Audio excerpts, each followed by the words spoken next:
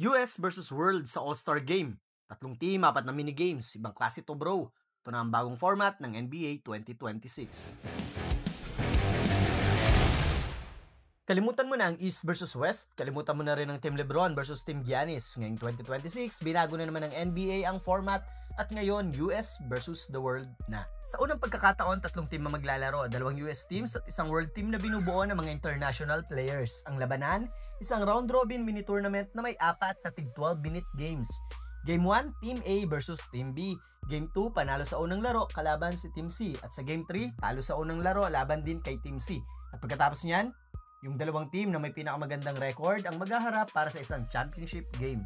Mananatiling 24 All-Stars ang pipiliin, tig 12 bawat conference, 50% galing sa fan votes, 25% mula sa mga NBA players at yung natitirang 25% ay sa media panel. Yung mga reserves naman, coaches ang pipili. Pero ang twist, walang position-position. Kahit guard, forward o center ka, basta deserving, pasok ka. Ngayon ang tanong ay kung paano hahatiin ng dalawang US teams. Hindi pa nililinaw ng NBA yan, pwedeng maging draft style o random assignment. At kung kulang naman ang bilang ng international players, si Commissioner Adam Silver mismo ang magdaragdag ng mga all-star para mabuo ang roster. Pagkatapos ng tatlong laro ay yung top 2 teams sa standings sa maglalaro para sa title.